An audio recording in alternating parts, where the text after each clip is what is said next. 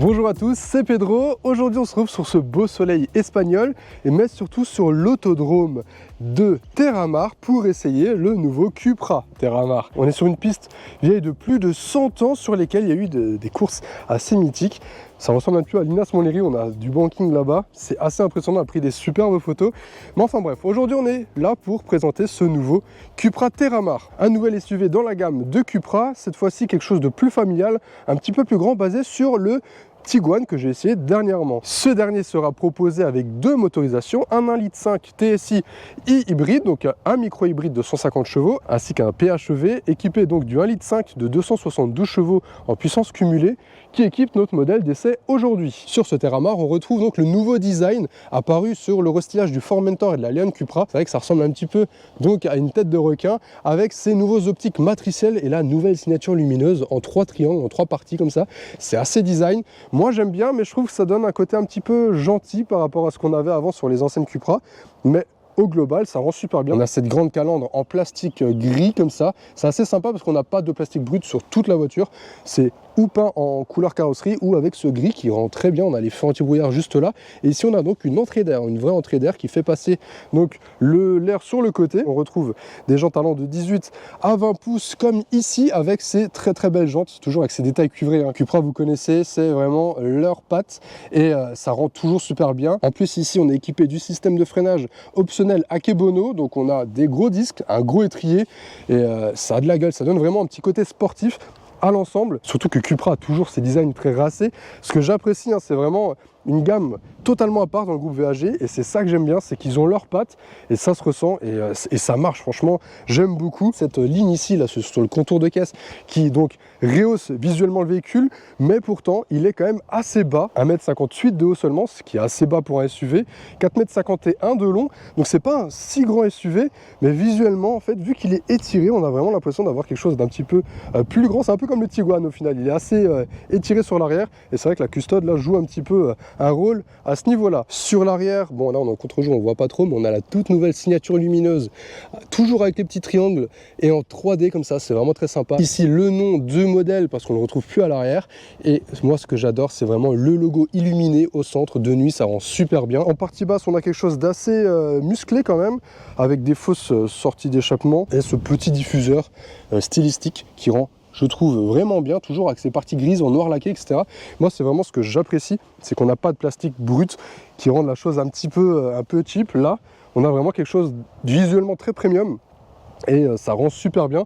Et puis comme je vous ai dit, moi ce que j'adore avec Cupra, c'est qu'ils osent, c'est qu'on a quelque chose de très différent et franchement, ça fait du bien. D'autant plus qu'ils ont des teintes assez sympas généralement. Ici, on a ce tout nouveau violet qui rend super bien, très pailleté, avec des petits reflets turquoise dedans. On a aussi les fameuses couleurs mat de Cupra avec du bleu mat, on a du gris mat. Franchement, c'est très sympa. On va rapidement en parler du coffre. On a donc un haillon électrique et sur cette version PHEV, on dispose de 400 litres dans cette configuration.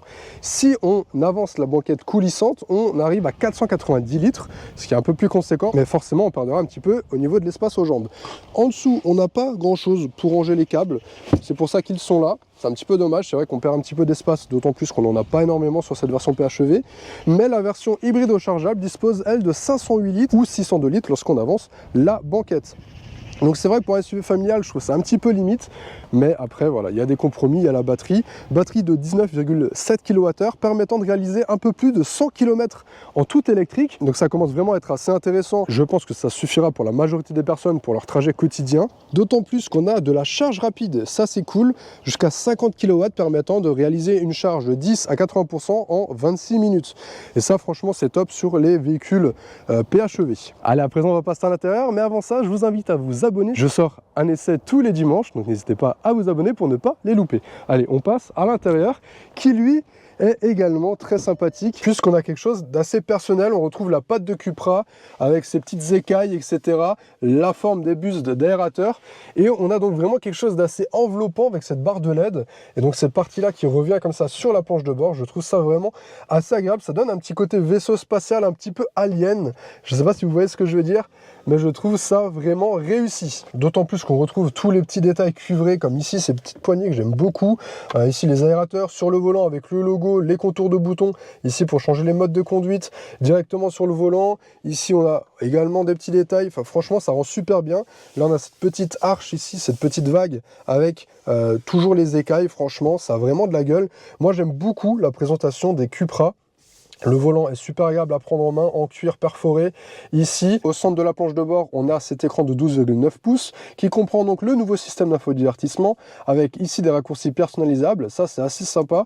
C'est-à-dire que l'on reste appuyé et on a donc le choix d'afficher ce que l'on souhaite. Par exemple, ici, on peut directement régler les aides à la conduite. Ici, on peut choisir si on veut rouler en électrique ou en mode hybride. On peut régler le niveau de régénération. On peut régler également le niveau de charge que l'on souhaite. Si maintenant on veut recharger uniquement jusqu'à 70%, on peut.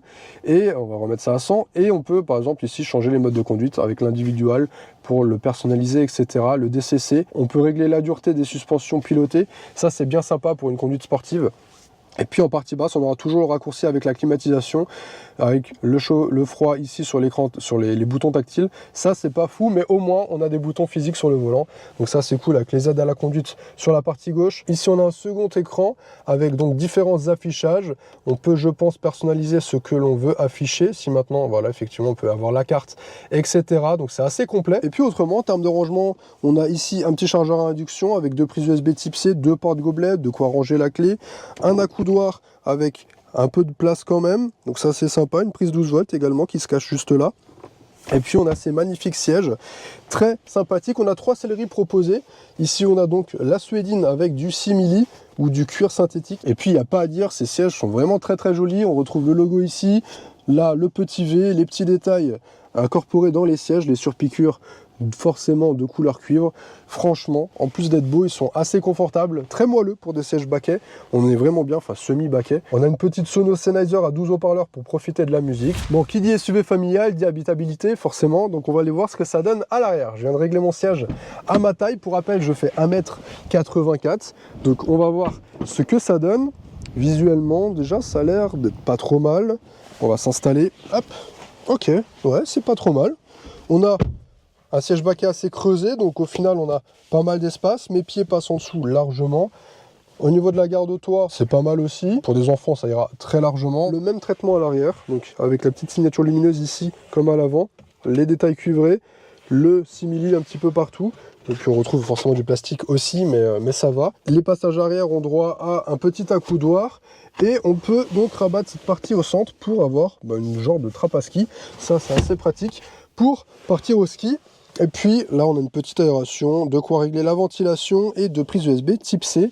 Et en option, on peut avoir un toit panoramique ouvrant. Ça peut s'avérer cool pour la famille. Mais là, bon après c'est vrai qu'on a le soleil qui est encore assez bas, qui tape bien, mais on a un habitacle assez éclairé. On a des grandes ouvertures quand même. Par contre, il est vrai que la visibilité vers l'avant est assez réduite avec ces sièges baquets. Mais globalement, on est vraiment bien installé. C'est assez moelleux également. On a des petits renforts latéraux sur les côtés, assez légers. Mais ça fait l'affaire. Maintenant, on est quand même sur une Cupra. Je suis assez curieux de voir ce que ça donne sur la route. Est-ce que c'est dynamique ou pas? On va prendre le volant et je vais vous donner mon ressenti derrière ce dernier. Changement de décor, nous sommes aux abords de la mer pour cette petite partie au volant. Regardez-moi ce paysage. Franchement, ça fait super plaisir de découvrir ce Terramar sur ces terres. On est pour l'instant en ville, on roule tranquillement en électrique pour voir ce que ça donne. On a quand même donc plus de 100 km d'autonomie. Du peu que j'ai vu, on les fait largement. Là actuellement, je suis à 33% de batterie, il me reste encore 41 km. Donc vous voyez qu'on dépasse un petit peu les 100 km en tout électrique. Et ça, comme je vous ai dit, c'est vraiment top. Ça se conduit vraiment bien, on est tranquillou. Là, en électrique, je vais juste remettre le GPS avant de me perdre. Et donc je l'ai déjà conduit ce matin et j'ai trouvé ce Terramar super doux. C'est vraiment une voiture confortable, surtout en mode confort donc, parce qu'on a le DCC avec lesquels on peut régler donc la dureté des suspensions. Là, en mode confort, eh bien c'est confortable, malgré qu'on ait les grosses jantes, c'est tranquille, c'est chill, c'est assez doux, on a une direction très très légère, donc ça c'est sympa, qui se rigidifie donc en mode sport et en mode Cupra. On n'a pas de mode éco pour le coup, on a vraiment juste donc le mode confort, performance, Cupra et individual. J'ai essayé un petit peu le mode Cupra, on a un bruit qui se rajoute, un bruit artificiel, je suis pas très fan pour le coup, j'aimais bien dans le Cupra Formentor, mais là j'ai pas l'impression que ce soit le même et que c'est un petit peu too much.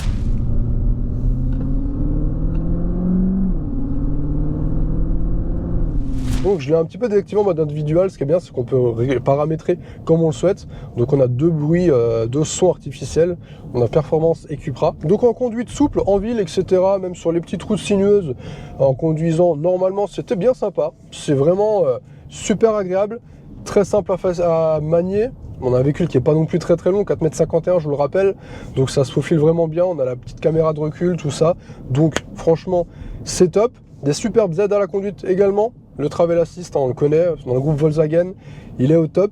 Et encore une fois, eh bien là, il fait le travail. C'est super agréable.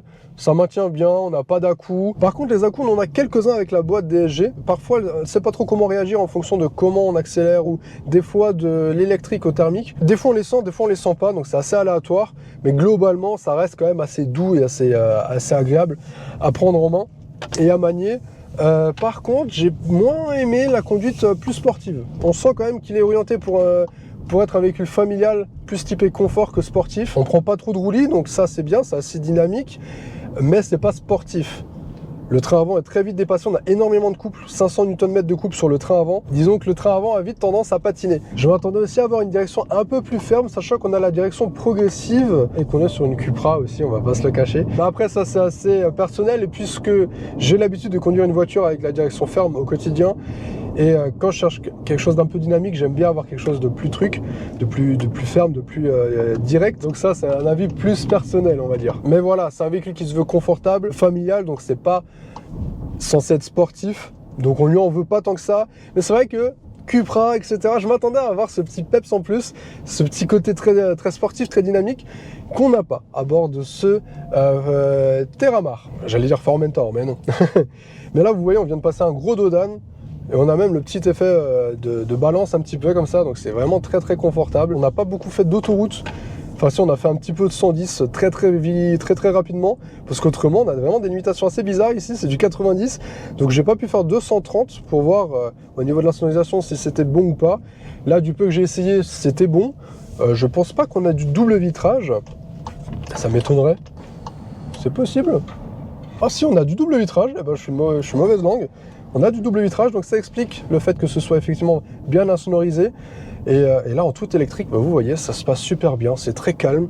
On peut profiter de la Sono Sennheiser et c'est super agréable à rouler. Franchement, là, c'est vraiment...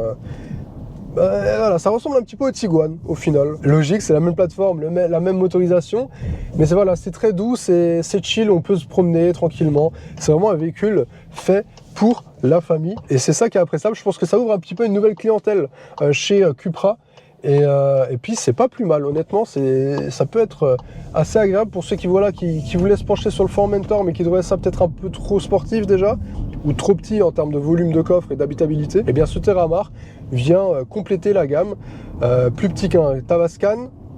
Mais un Tavascan c'est coupé, c'est électrique aussi, déjà c'est 100% électrique, alors que là on est sur des motorisations hybrides et rechargeables et non rechargeables. Donc voilà, ce Terramar, assez conquis pour une conduite quotidienne, souple, franchement c'est top. Au niveau des tarifs, la version micro-hybride débute à partir de 47 500 €, tandis que la version hybride rechargeable, elle, débute à partir de 58 900 €. Notre version là, j'ai pas les tarifs, faudrait que je regarde, mais je pense qu'on a quand même quelques options. Eh bien écoutez, je pense avoir fait le tour de ce nouveau Cupra Terramar. J'espère que cet essai vous aura plu. Si vous avez des questions sur ce dernier, n'hésitez pas à me les laisser en commentaire, j'y répondrai avec grand plaisir. Et puis n'hésitez pas aussi à vous abonner à la chaîne YouTube pour ne pas louper les futurs essais. Je sors un essai tous les dimanches soirs, donc n'hésitez pas à vous abonner pour ne pas les louper. En attendant, je vous dis à très bientôt pour de prochaines vidéos. Allez, salut!